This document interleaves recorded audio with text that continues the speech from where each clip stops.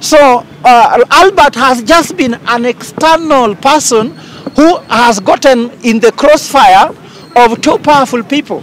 So whatever he said that could favor or disfavor one of them is the reason. And this is all about what Ruto wants. Ruto do not want Kanja. Battle between IG and Deputy IG is what is leading to the death of OJWANG, because there are some people in Kenya Kwanza government who believes that IG cannot come from Nyeri and Madeira, where Wamunyoro comes from. Look at how Lagat spoke yesterday. He said the policemen are doing a good job. This is the good job they are doing. And they said we should not isolate on Lagat. And Lagat is a good person. There are Calais in Ruto's government who believes that only a Calais should be IG. And Kanja as a Kikuyu is misplaced there. This morning, we arrived here at City Mortuary because we're supposed to be in the postmortem at 8 a.m. Yesterday, the postmortem was supposed to take place from 2 p.m. But what happened is that the doctor arrived late, saying that she was doing other postmortem in other funeral homes, especially in Kenyatta University. When she arrived, we had a meeting, and we were so disappointed that the postmortem could not take place yesterday, and she cited two reasons. One of them was that to do a good postmortem, you need natural light.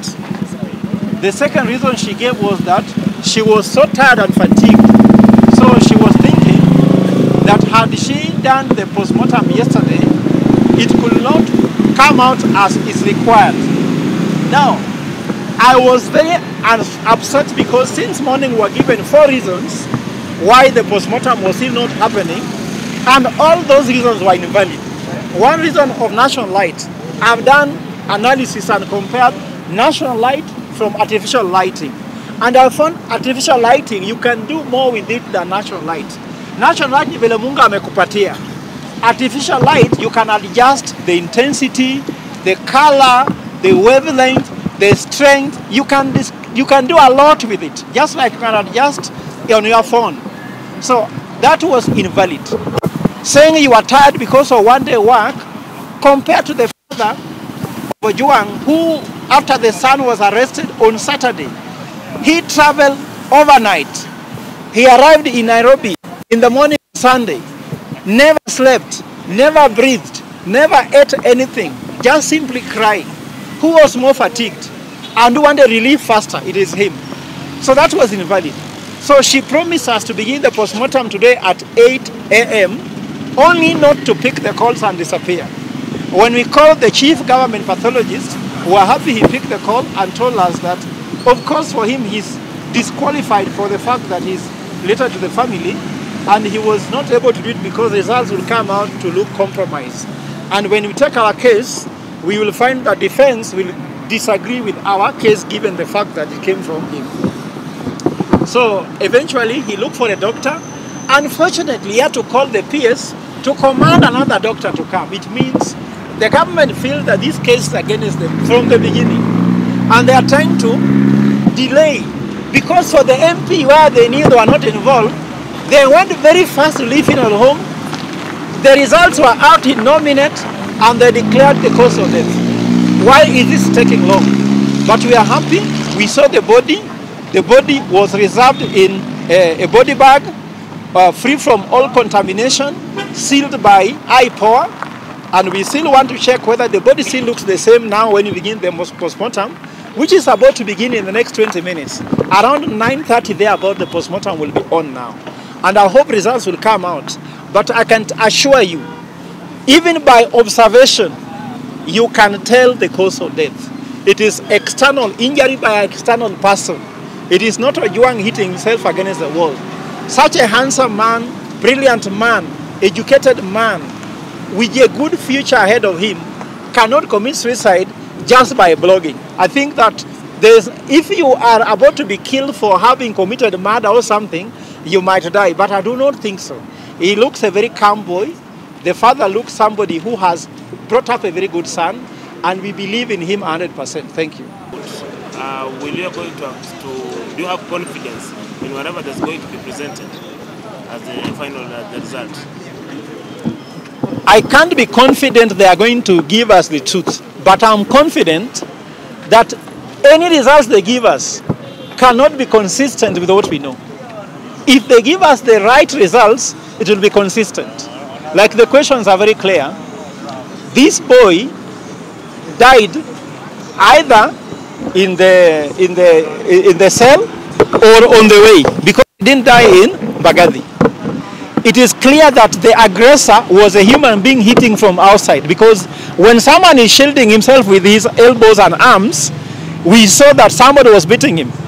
It can't be that he was beating himself. You cannot be guarding yourself against yourself.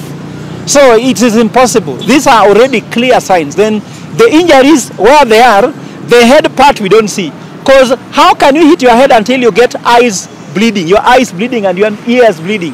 How do you hit yourself like that? It doesn't happen. The bruises are so consistently around the head area, and the shielding, the guarding with the elbows and the arms are clear, that they are trying to hit his head, and he was trying to guard his head, and they managed to do that. So it's very clear. Then secondly, the action taken by police, interdicting the police officers, all that shows that there is somebody culpable. And the fact that Deputy IG is saying he's the complainant, he gave the orders for this boy to be beaten like this. And then we have Kevin, who has been released. We've gotten a lot of information. Even the person Albert called when he had been picked by the police on his way to Nairobi. We have a lot of information, so if they bring theirs, we shall bring ours. And you know, truth cannot hide. Truth will reveal itself, and I'm also sure the soul of OJWANG, where he is, will also help us to get the information. As a Luo, we have a lot of spirit, and the spirits normally cannot sleep, keep quiet. The spirit will reveal itself. So already OJWANG has revealed so much, even if he's lying down there. So there is nowhere they can twist this story. And we believe that God is above all with us. When God is on our side, who can be against us? Because we never hurt anybody. Thank you. So in case you're not going to be satisfied, maybe are you, which another action are you going to take? Yeah, because of course we are just about to go and take a court order if they didn't do this one. So after this we go to court. Justice must be there. And the justice here is not just about compensation. Justice here is that this government must go home. Because when the president cannot protect the lives of Kenyans, OJWANG is not the only one. We have the case of Rex Masai, we have the case of Kennedy, we have the case of this boy from Makuru or Molo, we have the case of the cases are just way too many. The Kware case are there. These people are ICC candidates. So we are not even contemplating going to Kenyan court. This is a genocide case. And we are going to take it as that. It is simply said so. But we know what is happening here. If I can reveal to you, the information we have is that the battle between IG and Deputy IG is what is leading to the death of OJWANG, because there are some people in Kenya Kwanza government who believes that IG cannot come from Nyeri and Madeira, where Wamunyoro comes from. Now there was a force to look for a way to overthrow him by creating some stories around Deputy IG being better than Kanja. And this battle now has been lost by Lagat's people, because there are people who look at how Chelage spoke yesterday. He said the policemen are doing a good job. This is the good job they are doing. And they said we should not isolate on Lagat. And Lagat is a good person. There are Calais in Ruto's government who believes that only a Calais should be IG. And Kanja as a Kikuyu is misplaced there. So Albert has just been an external person who has gotten in the crossfire of two powerful people. So whatever he said that could favor or disfavor one of them is the reason. And this is all about what Ruto wants. Ruto do not want Kanja. Remember what happened? Ogola had to die also. Ogola had to die to give room for Haniri. These are all succession battles we know. Ruto is scared about the election. This is a succession plan. This death of OJWANG cuts so deep, more than what we are seeing. And we are not going to give them. In fact, we are not going to budge. We will go to International Court of Justice to get justice. The Pope, in taking over, said, I'm inheriting a world where human rights is being abused every day.